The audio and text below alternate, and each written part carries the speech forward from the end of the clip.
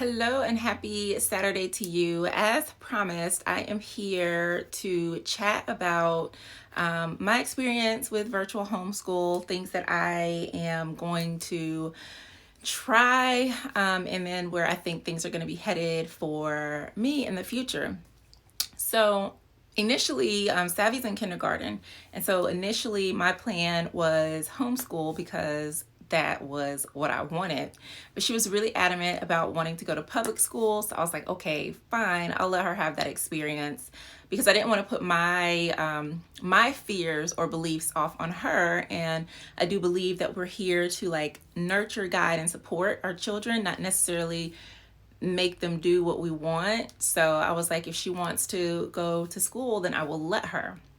And then, of course, everything that's going on with the pandemic, virtual school was the way. So, still kind of like homeschool, but it's kind of cumbersome and complicated and slightly disorganized.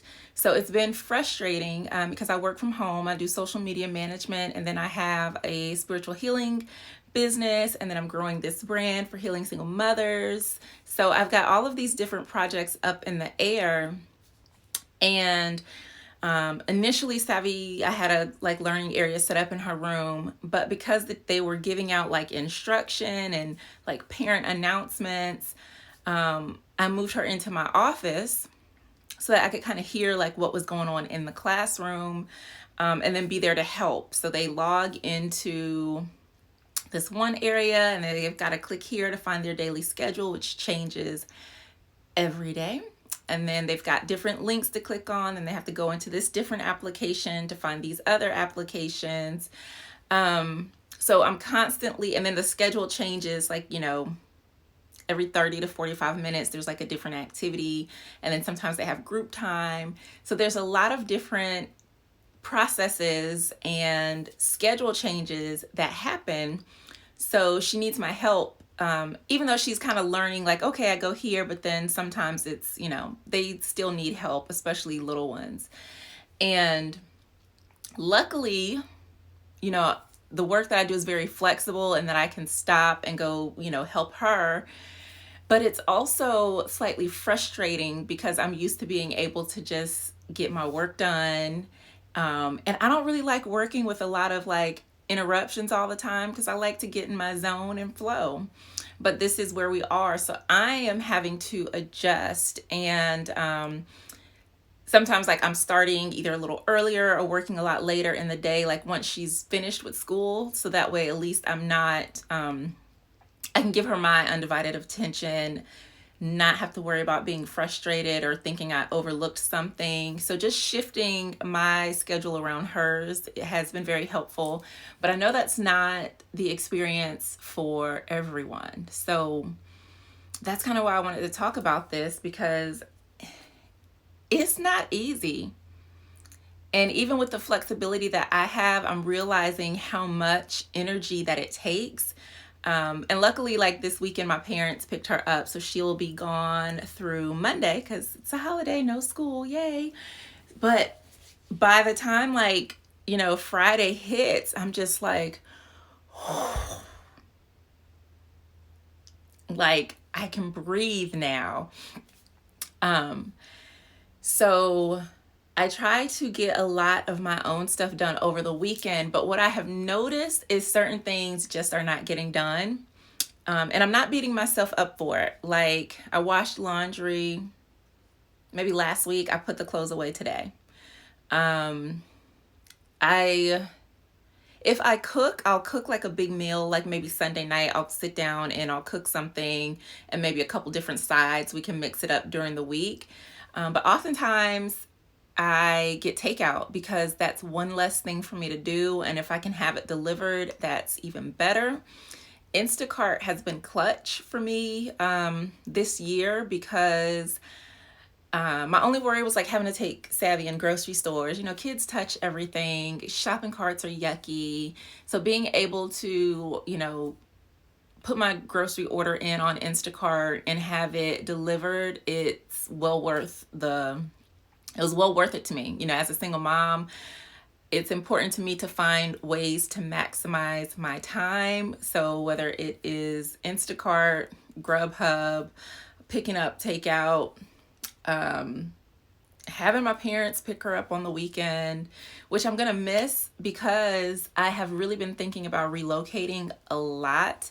And in fact, before things kind of hit the fan with COVID this year, I was looking at moving my family to Costa Rica, which is still definitely on the table. But last I checked, their borders were still closed. But I'm ready to move. I want to see, some changes in my life. And that's part of my abundantly ever after is relocating to a different place. Probably not within the US, just because travel is something that is very important to me. And you can learn so much more when you travel and you get to experience the world as it is and not the little pieces that we get to see. And I think that would be great for Savannah. She's always been one to be on the go. So having that additional, real world education is really important and valuable to people.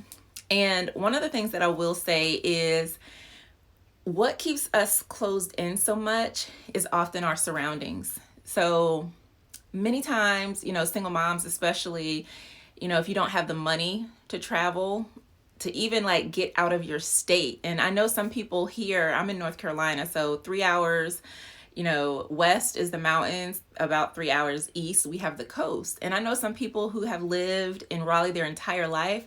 They've never been to the beach. They've never been to the mountains. They've never left North Carolina, let alone the country.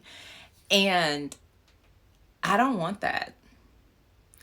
If the only thing that you see is what is around you, you don't even realize how much there is available to you and for your life. And I want to know, one of the most amazing things that I really love about the beach is just the vastness of the ocean. It shifts your perspective and you realize wow, the world is so big. It's so much bigger than my neighborhood, than my town, than my state. There's so much more to life.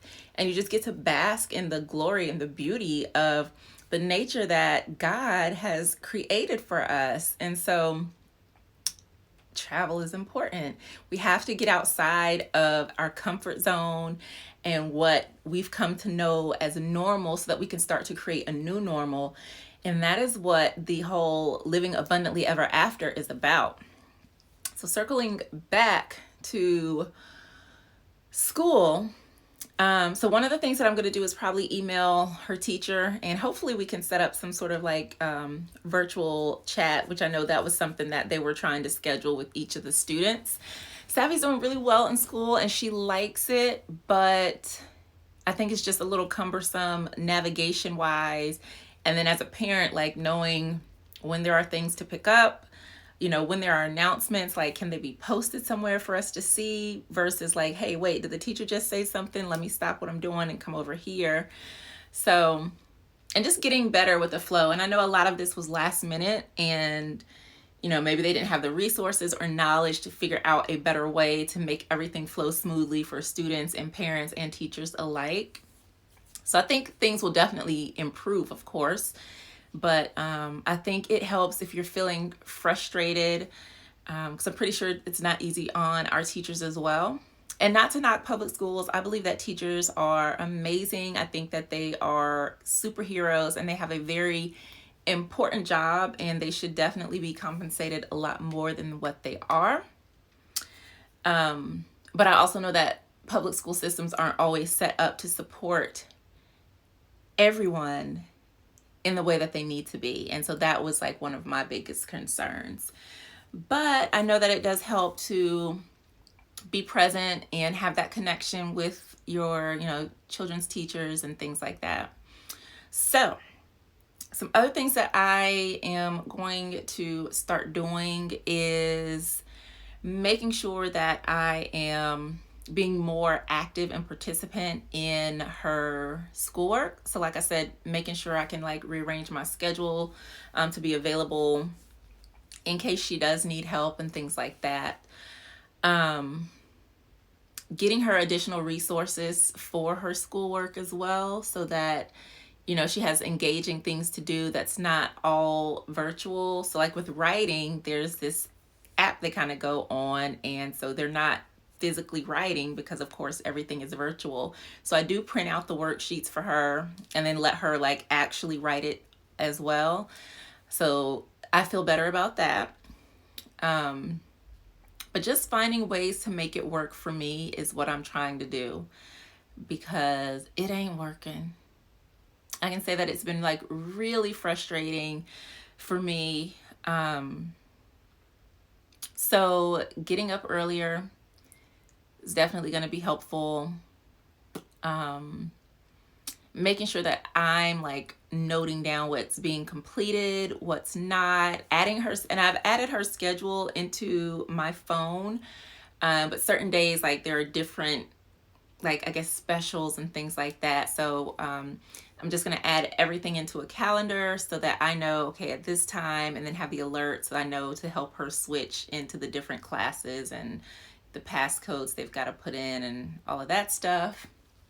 But I definitely appreciate the flexibility and the recognition that virtual schooling was the best way to go. A lot of people were like judging me and shaming me because I was like, I'm going to homeschool Savvy. And they were like, oh, well, when she's going to start school and la, la, la, la, and you need to sign her up and you this, that, and the third. And here we are at virtual school. So what it helped me realize as well is, my thoughts on homeschooling have kind of been confirmed. And when I do, because I definitely will be homeschooling, especially if, we're going to be relocating. If anything, my goal would be to have like a private tutor for her. But I think the biggest component of like homeschooling a child is making sure that they have contact and with other children. And so that's one of the things that I really love about her going to public school is that they have their different groups where she can see the other kids, they can talk, and they're learning together, which is very cute for kindergartners. And they're all like, bye, bye, saying bye for like forever. And they just say the cutest little things. So I'm just like, I get to see that, which is pretty cool. But I want to make sure that when we do start homeschool that I can recreate that and have connect with other homeschooling families and moms that are doing the same thing so that she can have that same community and connection. So yeah, I've also been more vigilant about my self-care rituals and routines, which is what I was doing before I jumped on here, and I'm going to go finish. Saying my affirmations, making sure that I am at peace, that I'm not feeling stressed, that I'm releasing frustrations, and that if I do have an issue that I say something like, let me email the teacher and see if there's, an easier way to connect or figure out what's missing or what's needed. And to see if maybe they need help with something, because I'm sure this is a lot for everybody. So those are just some of the things that I'm doing and considering. Really simple. There's not a lot that I can do, but focus on what I can do for me. So that's it. Drinking tea has been helpful. I've got my favorite, it's called Turmeric Bliss by Tazo. It's one of my favorites. I absolutely love it. So like simple things like that. Today was like a really beautiful, nice, like perfect weather day. And I can feel like, ooh, fall is coming. So that was really nice getting outside. And getting outside more. That's like super important too. You would be amazed what a quick walk can do, or just some sunshine and fresh air. With all of the heat that we've had, it's kind of been hard to get out during the day. And then with Savvy having to go to bed earlier with school, because normally we would go out for a walk later in the evening around 8:30, 9 o'clock when it's a lot cooler out. But we haven't really been able to do that. So I get her in bed by 8, which is great because that creates space for me at the end of the day. So I think that's it. I just wanted to share that. And like, if you are doing the virtual school, like what are some things that are helpful for you? Are you considering homeschooling? And I realize, if I do homeschool, because homeschool, it's a lot different, and kids don't have to sit down and learn for 8 straight hours. Like you can break up the day and create more engaging learning activities, lots of really good field trips and things like that, and really teach children to learn by doing, which is something that would be really helpful for Savvy. She likes to do things with her hands. She learns kinesthetically.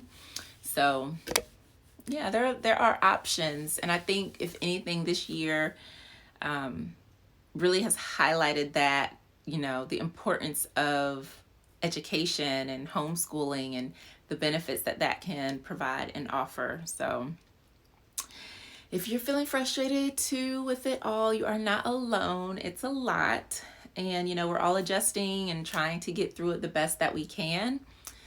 But I hope that as time goes on, that it gets a lot easier and less overwhelming, and that we can kind of find a flow and rhythm, so that, because the more I have to shift my schedule, then the less that I'm able to do for my own, like, other projects and things like that. So I don't want to get off track, because I've got the Single Moms Manifestation Challenge coming up, as well as the community, which I am starting to add some really great content and stuff in. So I don't want to push that off. I want to be able to present that to the world and be able to help, single moms who want to participate and be a part of my community.